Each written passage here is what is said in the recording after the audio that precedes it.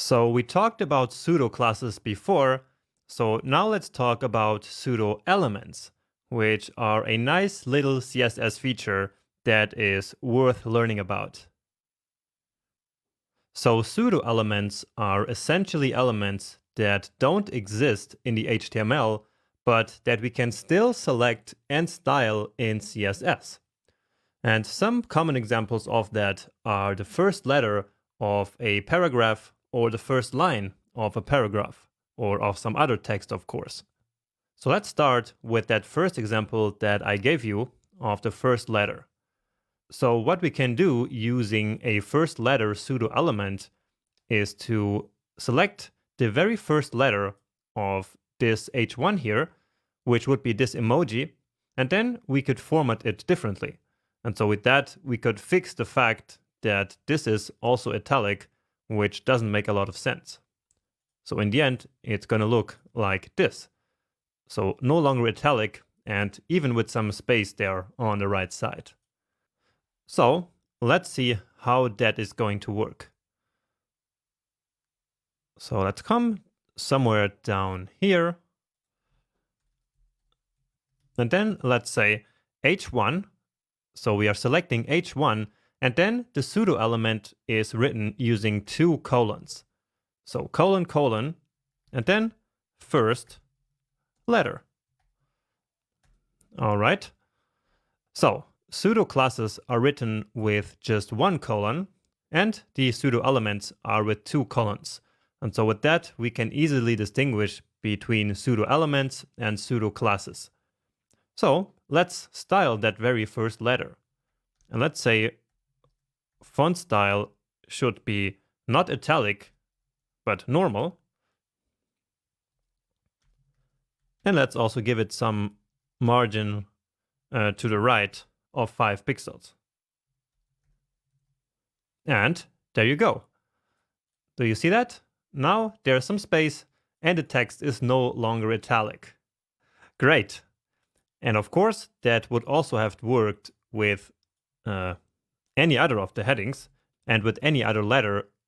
So of course, it doesn't just work with emojis.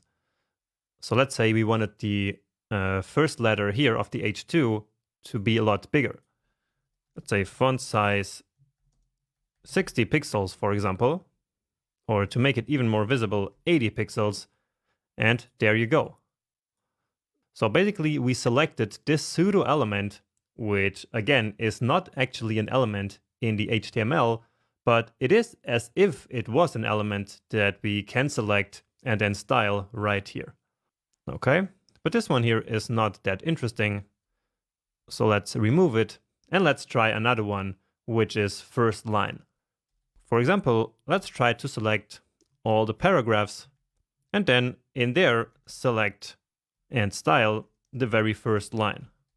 Let's say we actually want the color to be red, just as a demo. And so you see that actually worked just fine. So this is a paragraph and it is the first line, so it's red. The same here, and here, and really everywhere. Right? Now let me actually show you another new selector that you don't know yet, which is the adjacent element selector or the adjacent sibling selector. So a sibling element is basically an element that is part of the same parent. So for example here, this P is a sibling of this one and of this one and of this one and all these other ones because they are all inside of the same container, which is in this case this article, right?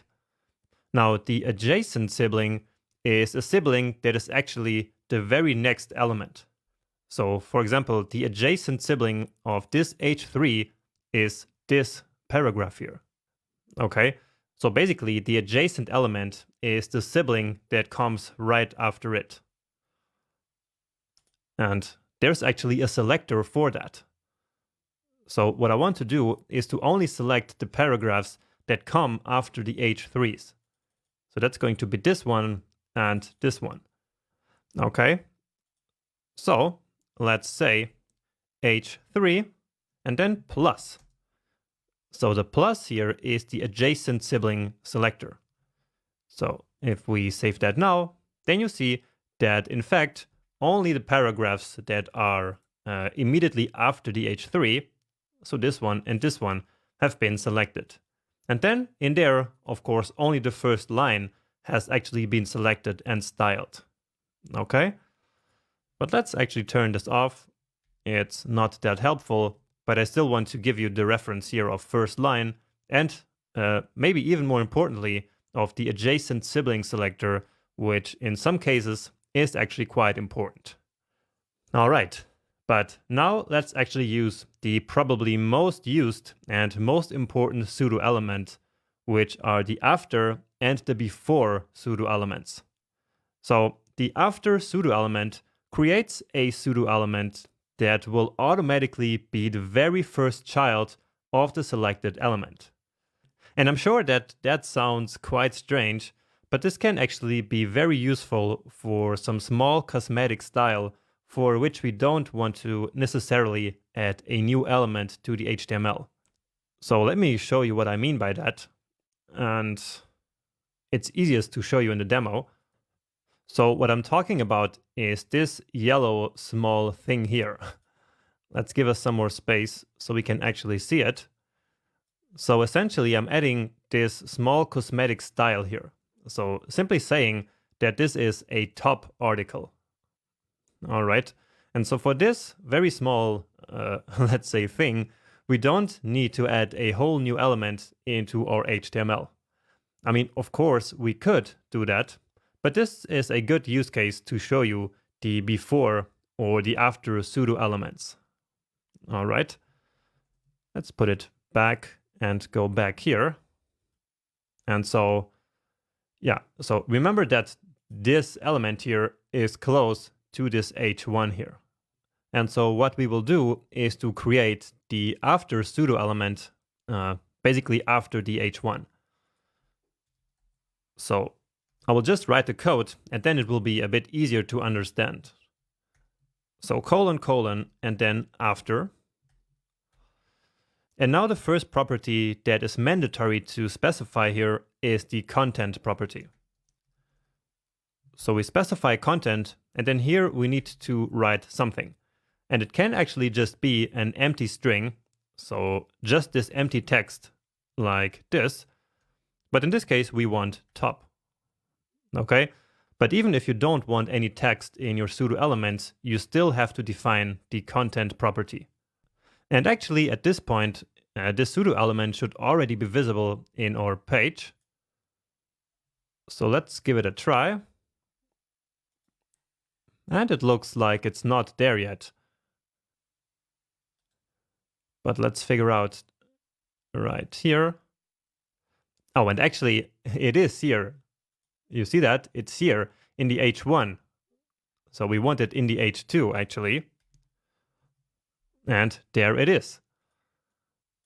So there is this element that we just created, and we will style it in a little bit, because like this, it doesn't make a lot of sense.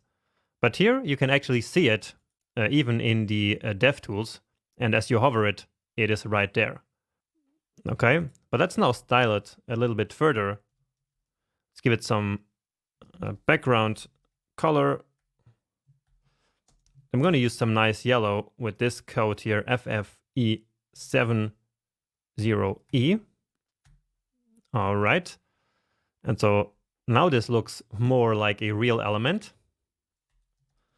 Then we can also change the font size. For example, we can make it bold. So let's see. And that looks a little bit nicer already. And now let's give it some padding. Now, by default, any pseudo element is actually an inline element. And so if we want to give it any padding, we want the box model to apply to it normally, right? And so in order to do that, we need to render this element as an inline block box. So display inline block. And so this is actually one of the great use cases of using inline block. And so take note of that maybe. Now let's add some padding here. Let's say 5 pixels to the top and 10 pixels to the sides. Nice. So that's already looking quite good. But now we need to add the final piece of the puzzle, which is to actually position it in a meaningful place. So notice how right here, the element is like kind of at the end of the element. So at the end, and half of the element is outside of it. So, well, here in our example, let's give our H2 just temporarily a background color here, so we can see what's happening. So background color orange. Okay, and so now where we want this pseudo element to be located is here a bit outside. So first let's put it here in this corner, and then from that we will move it outside. So how do you think we can achieve that? Well, the answer to that is absolute positioning. All right. So the first thing that we need to do in order to absolutely position an element is to first give the parent element inside of which we want actually the positioning to happen, the position relative. Remember that? And so in this case, that's going to be this H2 element. So position relative. And now we are ready to absolutely position this element. So position absolute. And let's put it at the top. And just to test it for now, let's put it on the left. So this will be the top left corner. And indeed, that worked beautifully. It's right here. Just notice what happened if we turned off the position relative here in the H2. Then this would immediately move up here to the very top of the page. Right? And so that's why we can never forget position relative on the parent element inside of which we want this to happen. But now we want it here at the right side. So right here. And now let's actually move it out a little bit. So move it up and move it to the right. Okay, and the reason why I'm doing that is so that I can show you something that we haven't also talked about yet, which is negative length. So if we specify it here 25 pixels to the right, it would move from the right here in this direction to the left, basically. Right? So 25 pixels from the right into this direction. However, if we set a negative value, it will move in the opposite direction. And so now it is right here. So outside of the H1. Well, at least partially, right? So not the H1, but the H2, of course. Then at the top, let's do the same. Let's say minus 10 pixels. And it could be even a bit more, I guess.